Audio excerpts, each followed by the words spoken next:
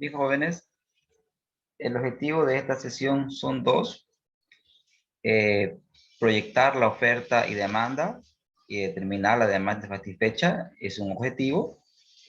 Y el otro es determinar el tamaño de la muestra. Primero vamos a ver un poco de teoría. A ver, técnica de proyección.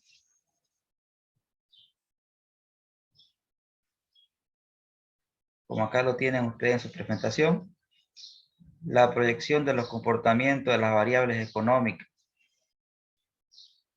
es una de las mayores dificultades en el estudio de propuesta y inversión.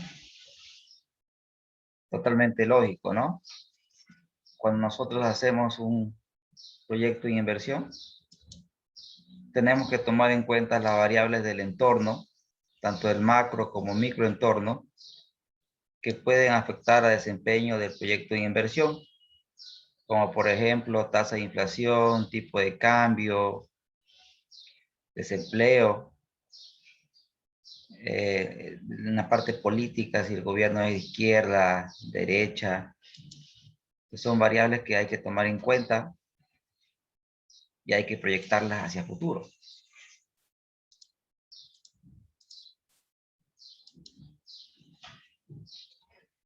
En cuanto a la técnica de proyección que vamos a ver nosotros en la materia, tenemos las técnicas cuantitativas, donde nosotros vamos a ver fundamentalmente las series de tiempo. Los modelos causales, a ver, si nos da tiempo lo vemos. Los modelos causales son modelos econométricos más realistas. ¿Por qué? Porque estudian el comportamiento de la demanda en función de muchas variables. Por ejemplo, una variable que afecta a la demanda podría ser el ingreso de la población. Otra variable que afecta a la demanda, el precio del bien, el precio de otros bienes,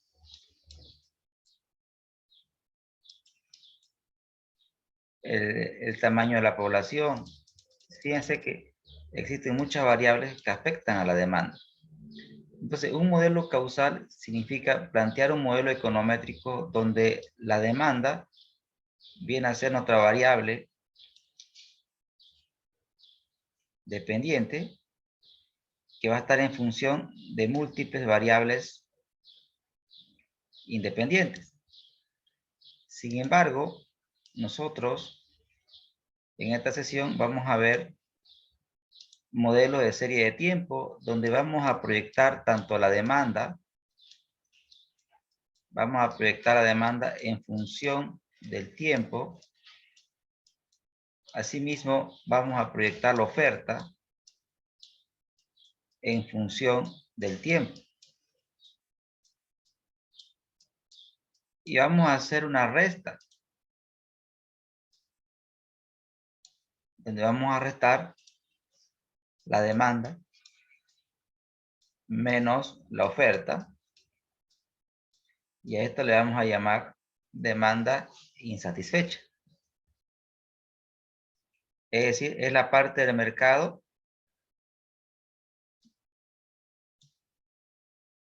que nosotros tomamos como referencia para determinar nuestra capacidad productiva. Y eso que a partir de esta demanda insatisfecha nosotros podemos decir, ok, esta es la torta del mercado que aún no está satisfecha. De esta torta, yo quiero quedarme con un 10%. Genial. Como ya sabemos qué parte de la torta queremos, qué parte de la demanda satisfecha queremos, entonces, en función de aquello, recién nosotros determinamos nuestra inversión.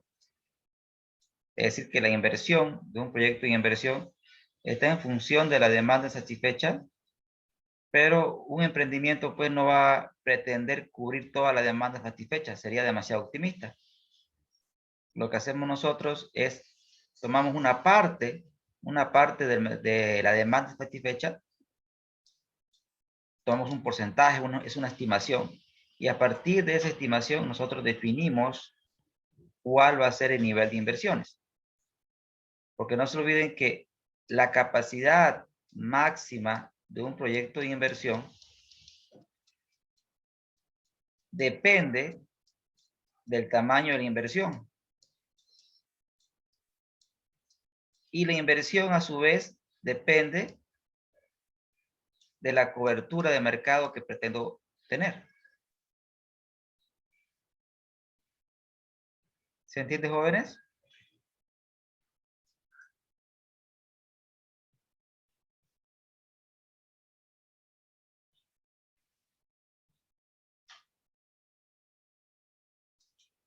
Señores, ¿se entiende?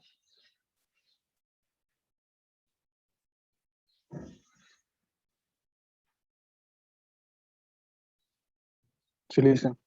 Genial. Eso es lo que vamos a hacer. Vamos a hacer un casito para explicarle todos esos puntos. Dicen, ¿Sí? Pregunte, por ¿y cómo favor. yo determino qué sé yo? Si el gran, la gran torta, por decir, toda la torta son 100 personas. ¿Quién me da esa información de que son 100 personas o cómo determino el total de la demanda? O sea, aquí en Bolivia nadie te da esa información, hasta el INE es incorrecta la información. No sé cómo podríamos ser más exactos, más precisos para obtener ese dato. Bien. Hoy vamos a partir de una data histórica, ¿no? Es decir, vamos a partir de estudios previos. De estudios previos. En Bolivia no hay, lamentablemente, esa cultura estadística, no existe esa cultura de datos, ¿no? Que existe en otros países, ¿no? Como por ejemplo, sí, ustedes seguramente han escuchado hablar del profesor Damodarán, ¿no? Ese profesor aglutina información de muchos sectores, calcula los betas de los Estados Unidos y lo publica, ¿no? Y la información que publica ese profesor es utilizada mucho en finanzas, en valoración de empresas, en costo de capital, puesto que en Estados Unidos sí existe data, sí existe estadística. En nuestro medio, lo que más prima son las técnicas cualitativas, es decir, donde nosotros vamos a estimar la demanda, pero fundamentalmente con base a una investigación de mercado, que es lo que ustedes están haciendo. Es un mecanismo para estimar la demanda, la realización de una investigación de mercado. En el caso de todos ustedes, su demanda va a venir de un estudio de mercado y la precisión de su demanda va a estar en función en la precisión de su estudio de mercado. Siempre va a existir un margen de error, pero es mejor tener algo a no tener nada. Siempre esto va a ser una estimación. Va a ser más precisa en función de si se aplica la metodología de manera correcta. ¿Se entiende?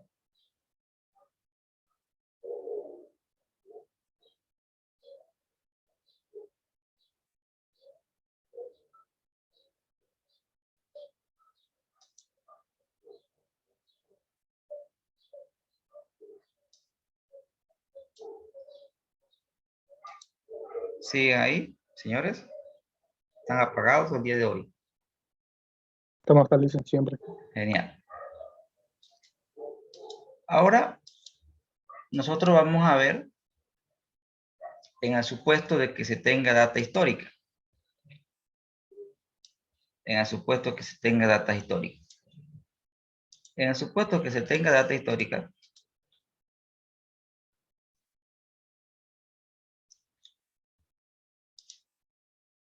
como acá bien lo sugieren, si tenemos datos históricos, podemos utilizar métodos cuantitativos. En nuestro medio, ustedes pueden pillar data histórica de ciertos sectores, como por ejemplo el consumo de carne, el consumo de carne de pollo. Existe data estadística sobre eso en Bolivia. Existen estudios, pero obviamente no aplica para todos los sectores. Como bien acá se menciona, si no existe o no son suficientes los datos históricos, es mejor recurrir a métodos cualitativos. Y ese es su trabajo suyo.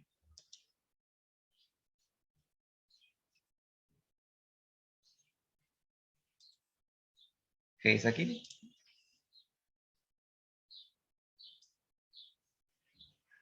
¿Me ayudan con la lectura?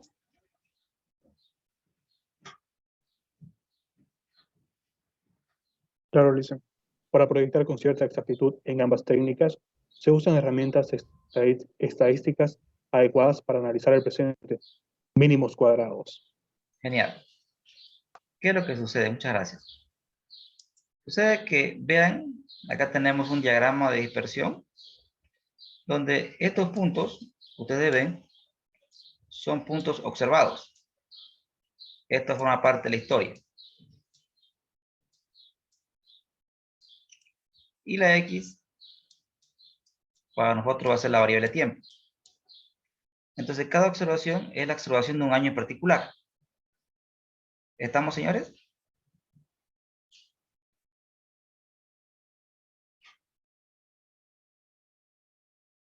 Sí, Lisa. Perfecto. Entonces, la idea es la siguiente. La técnica de los mínimos cuadrados busca trazar una línea recta que pase por la mayor cantidad de puntos. Y a esta línea se le llama Y chulito. O sea, o Y estimada. Y es efectivamente, fíjense, una función de tipo lineal, donde tiene una pendiente y también tiene un intersecto. ¿Por qué se le llama mínimo cuadrado? Noten ustedes que, por ejemplo, aquí ustedes pueden observar que existe una diferencia. ¿Correcto?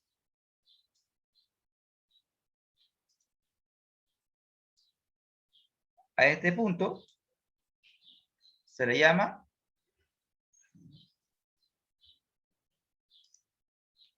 Y observado. Y observado.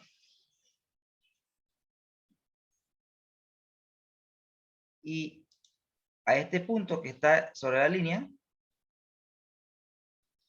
se le llama Y estimado. ¿Correcto? Porque lo observado es el punto, lo que estamos viendo. Y lo que hace la recta es estimar un nuevo punto. Entonces, claramente nosotros nos damos cuenta que existe un error, ¿no? ¿A qué va a ser igual el error?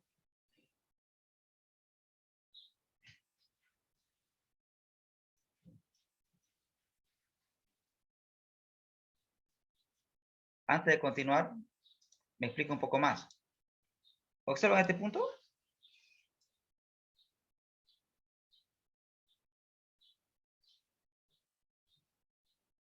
¿Jóvenes? Sí, listo.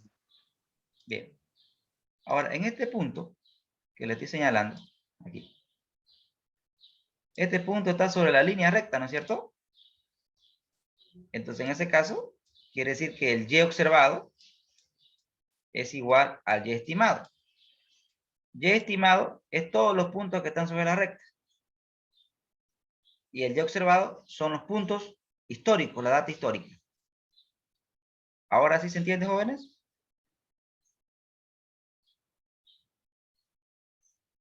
Sí, listen. Bien. Esta técnica busca trazar una recta que pase por la mayoría de los puntos observados. Pero la lógica me dice que eso va a ser pues imposible, ¿no, chicos? Si es una línea recta, no voy a poder ensartar todos los puntos. ¿Correcto? van a quedar puntos que van a estar por arriba, otros por debajo. ¿Estamos de acuerdo?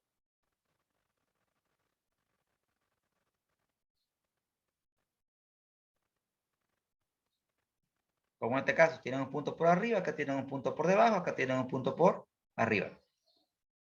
Entonces, eso da origen a un error. Y ese error lo podemos definir como la diferencia entre el Y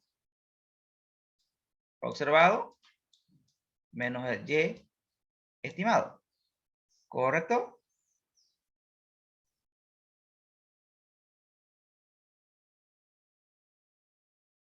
Chicos. Sí, listen. Bien. Y por matemática, como ustedes son bachiller en humanidades, yo puedo elevar a ambos miembros cuadrados, ¿correcto?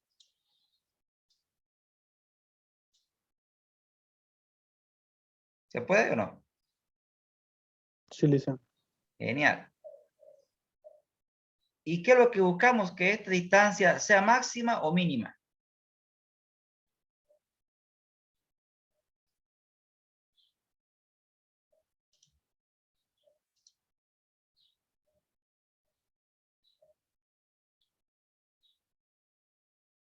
Mínima. Totalmente, ¿no?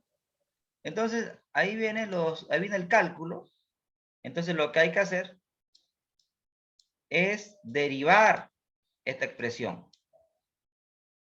Derivar esta expresión. Me acuerdo de mis exámenes de econometría. En econometría, a nosotros nos hacían demostrar todinga las fórmulas. Ese era nuestro primer parcial. Toda esta fórmula teníamos que demostrar a través del cálculo. Hallamos la derivada, hacemos un conjunto de matemáticas y encontramos una ecuación, que es esta. No voy a hacer la demostración por razones de tiempo. Además, este es un conocimiento previo, entonces no corresponde que haga la demostración. Ahí se la dejo de tarea, de curiosidad, hagan la demostración. Nosotros directamente vamos a ir a la aplicación de la fórmula. Lo único que quería compartirle es la lógica de dónde viene. ¿Estamos, chicos? Sí, listen. Genial. Nomás de pensarlo me acuerdo como si fuera ayer esas demostraciones. Me acuerdo que nos juntábamos con mi compañero, nos tardábamos noches enteras en hacer solamente una demostración. Qué vida universitaria. Bien. Esto ya les expliqué, son los modelos causales, que son los modelos econométricos.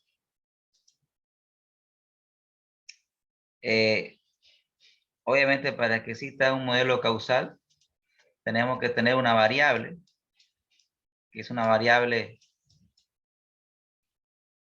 que depende de otras. Y acá dice, tiene que existir relación, obviamente que tiene que haber una dependencia. Por ejemplo, la demanda, ¿de qué depende? Depende del precio, depende del ingreso, depende también del precio de otros bienes. Fíjese que la demanda depende de muchos factores. Y claro está que tiene que existir relación. Claro, nosotros sabemos por teoría económica que si aumenta el precio, la demanda disminuye, ¿no es cierto? Y si aumenta el ingreso, ¿qué pasa con la demanda? La demanda aumenta. Aquí, correcto, la demanda podría aumentar o podría disminuir, ¿no, señores?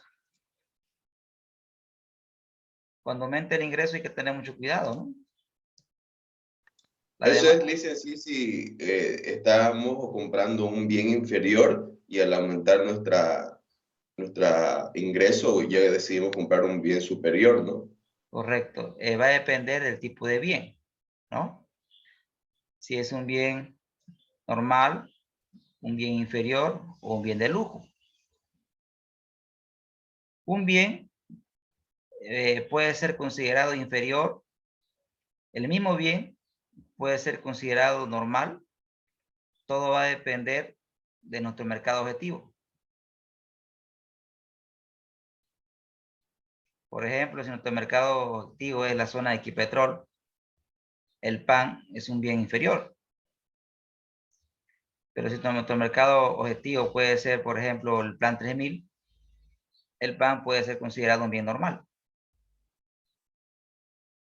Entonces, hay que tener cuidado con esto, ¿no? Perfecto. Y lo mismo ocurre con el tema de los precios, ¿no? Porque si el precio de un bien relacionado aumenta, la demanda puede subir o puede bajar. Va a depender de qué tipo de relación existe, ¿no? Si son bienes complementarios o bienes sustitutos. Genial. Entonces, a eso se refiere que existe una relación entre las variables. Y nosotros, y similar al caso anterior, tenemos una serie de puntos históricos. Y de igual manera, vamos a encontrar una ecuación de regresión, que puede ser lineal. Nosotros no vamos a ver ese tipo de metodología.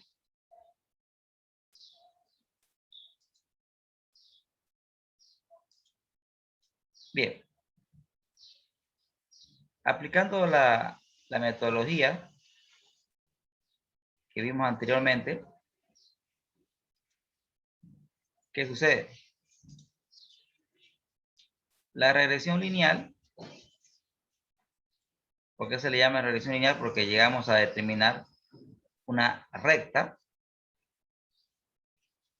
donde para nosotros la variable independiente va a ser el tiempo. O sea, X para nosotros va a ser el tiempo. A es el comportamiento no explicado por la variable X. B es la pendiente. Y es la variable dependiente. Y X, que es el tiempo, es la variable independiente. ¿Cómo encontramos esos coeficientes? A través de estas dos fórmulas. A partir de estas dos fórmulas que se demuestran de la expresión que le mencioné, es decir, del error al cuadrado de la diferencia entre el y observado menos el y estimado, a través de las derivadas parciales, nosotros encontramos estas dos ecuaciones que me van a permitir encontrar el corte en el eje Y la pendiente. ¿Estamos, señores?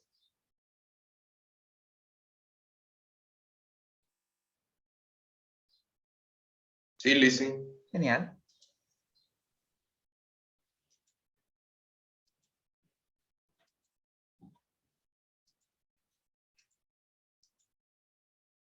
Y esto es lo que ustedes están haciendo.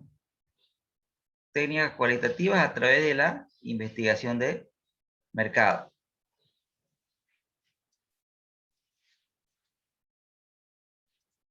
Esta técnica considera la opinión de los clientes como pertinente en actividad productiva. Es decir, ustedes están haciendo una investigación de mercado donde le están preguntando a sus clientes potenciales, a su mercado objetivo,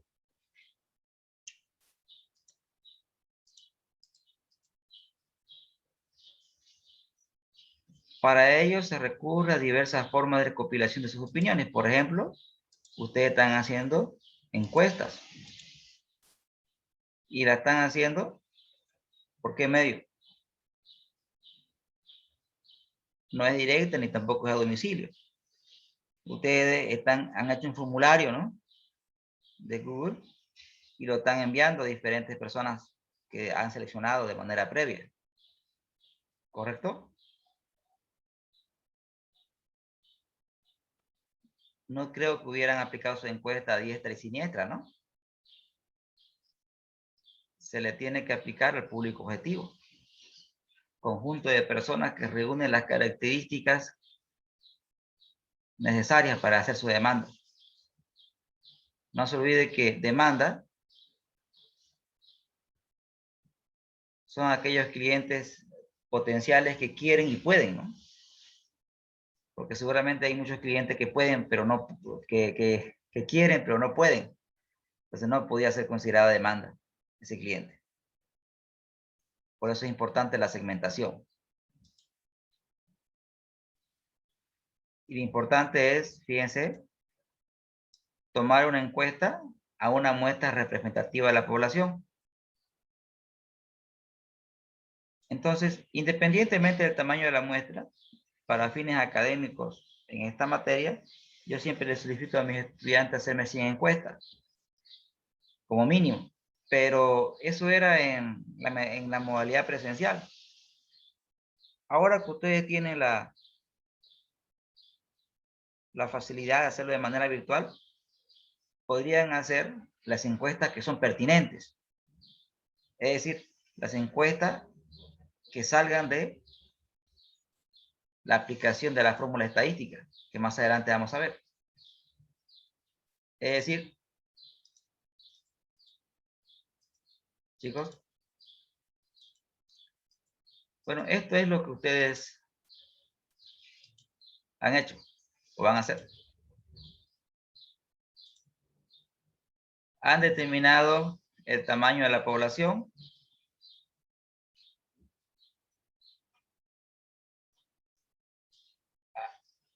Ahora van a aprender a determinar el tamaño de la muestra. ¿Qué sucede? Ustedes definen su población. De esa población define también su mercado objetivo. Y le va a quedar igual muchos habitantes, ¿no? Pero no podemos aplicar la encuesta a toditos. Si aplicáramos la encuesta a toditos sería un censo. Y el censo requiere muchos recursos. Entonces lo que nosotros hacemos de toda esta población, nosotros sacamos una muestra.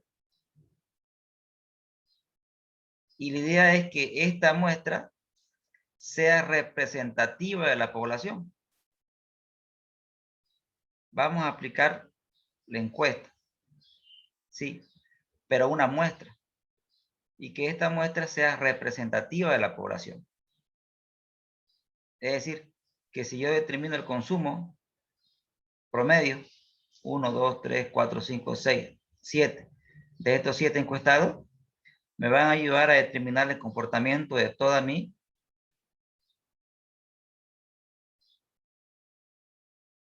mercado objetivo.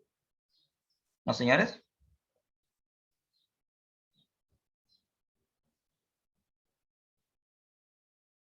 Cuando definimos aquí, diseñar es hacer la encuesta y luego viene la aplicación de la encuesta. Una vez que usted determina la encuesta, la tiene que aplicar. Y me acuerdo a modo de broma, un grupo alguna vez en otra universidad me hizo un estudio. Era sobre el consumo, no recuerdo ahorita, pero era el consumo de un bien, pero el bien tiraba más a de lujo. Y yo le pregunté, ¿y a quiénes les aplicaban las encuestas? ¿Saben qué habían hecho? A su compañero de curso, han salido afuera de la universidad, o sea, han encuestado a los universitarios, pues. Y los universitarios generalmente, no siempre, son clientes o no. La respuesta depende, pues, ¿no? Porque en realidad ellos no trabajan, solamente estudian. Podrían querer el producto, pero otra cosa es poder. Entonces, no era un público pertinente para aplicar las encuestas. Entonces, cuando se aplica la encuesta, hay que definir bien cuál es nuestro público objetivo. Y por ejemplo, si a usted le salió, ok, voy a hablar de la Universidad NUR para que se entienda. ¿Ya? Me salió 200 encuestas. Ok. ¿Cómo las aplico? Mi mercado objetivo son los estudiantes de la Universidad NUR. ¿Correcto?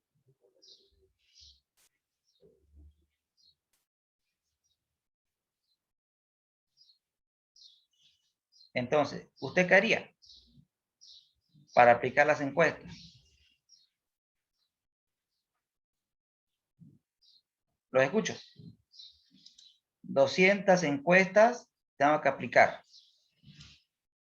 Mi mercado objetivo son los estudiantes de la Universidad NUR. ¿Cómo aplico esas encuestas?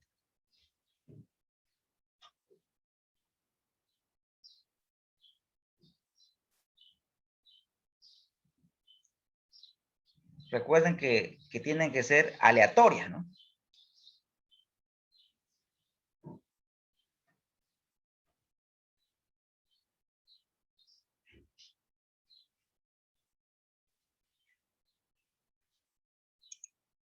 La Universidad NUR solo tiene turnos mañana, noche, en la tarde no tiene turnos, ¿o sí? Tiene turno en los 3, dicen. Ah, ya, perfecto.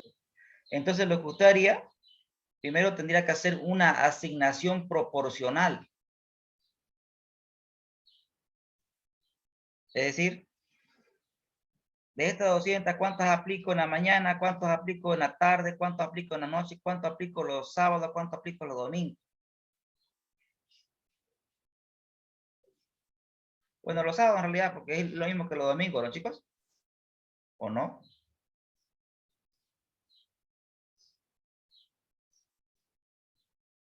Bueno, no sé muy bien. Pero la idea es que usted tiene que asignar esta encuesta de manera proporcional, de tal manera que todos los turnos participen. Seguramente va a tener que hacer más encuestas en la noche donde hay más estudiantes. Una vez que elegí la noche, existen varios grupos, ¿no, señores?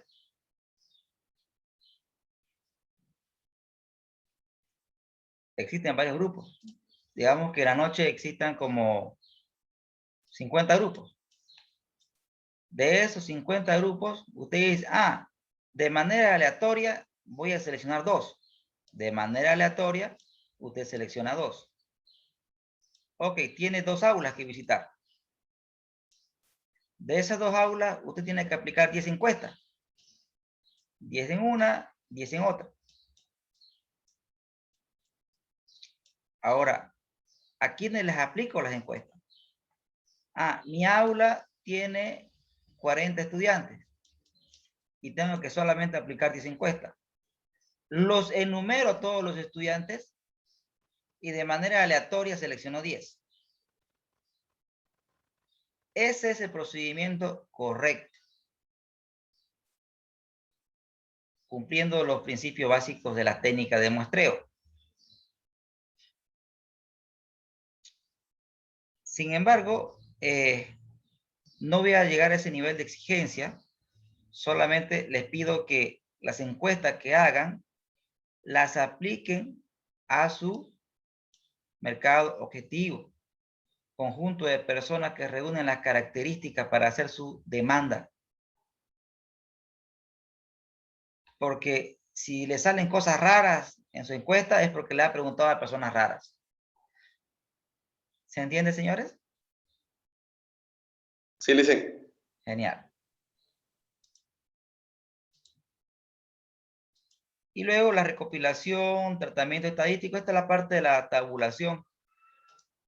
Procesar, ya es mostrar gráficos y analizar los datos, ¿no? Que es lo que tienen que hacer ustedes. Y obviamente el informe de los resultados, ¿no?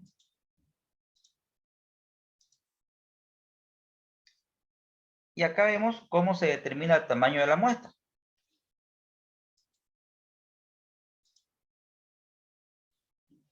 Cuando la población es menor a 100.000 individuos, se aplica esta fórmula.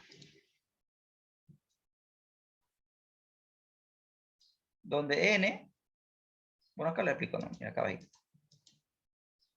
N es el tamaño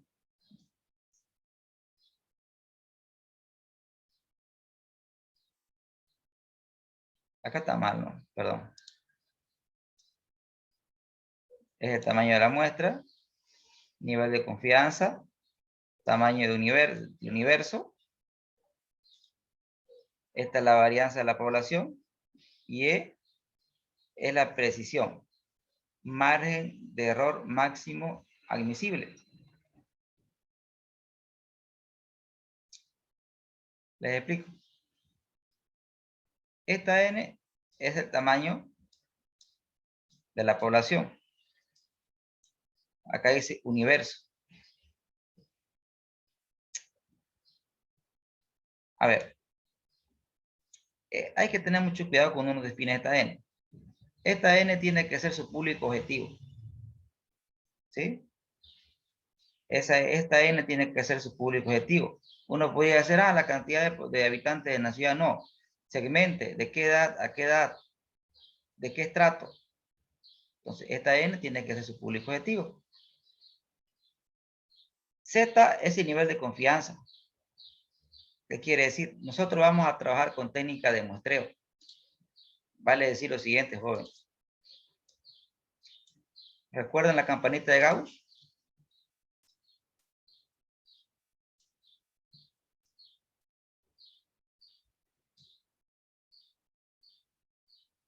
Nosotros vamos a trabajar con esta campanita. Por ejemplo, nosotros vamos a trabajar con un nivel de confianza de 95%.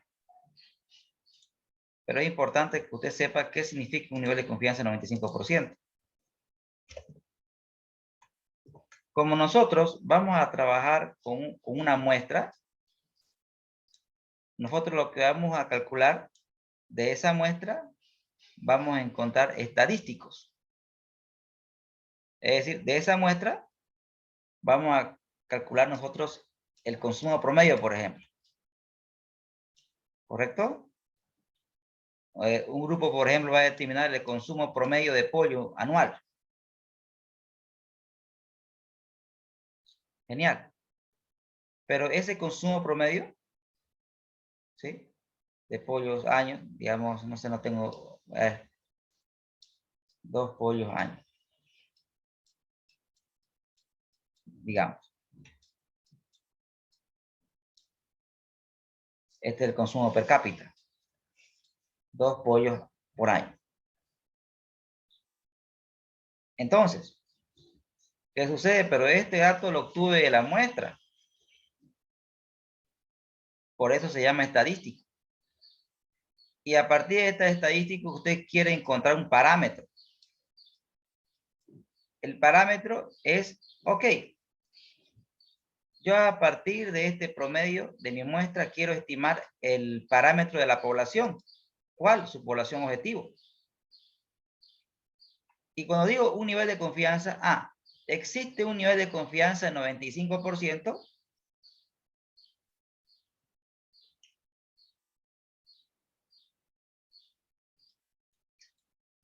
De que no me aleje del promedio de la muestra. Es decir que el tamaño o el consumo de la población va a estar cercano en un 95% de confianza al consumo promedio de la muestra. Pero va a haber unos cuantos personas raras que van a estar aquí en las colitas. Muy alejado de este promedio. ¿Estamos, señores?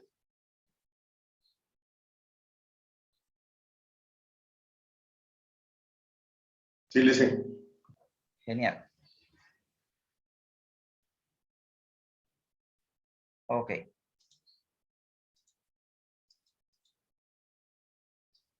Y cuando la población es mayor a 100,000 individuos, esta es la fórmula que hay que aplicar. Ahorita vamos a hacer un ejemplo de esto, ya no se preocupe. A esto también se llama tamaño de la muestra para variables cuantitativas. Y esto de acá se llama tamaño de la muestra para variables cualitativas.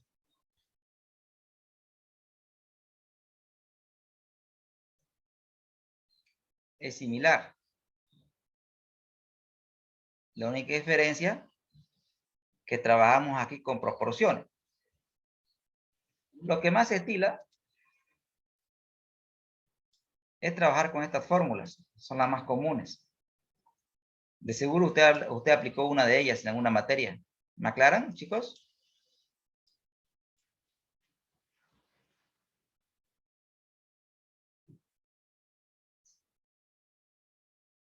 ¿O no aplicaron ninguno de ustedes?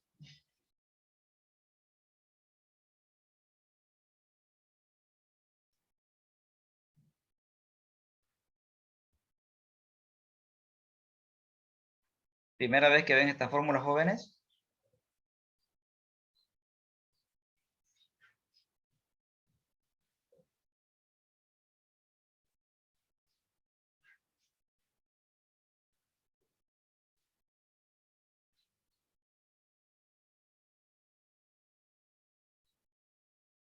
¿Me escuchan?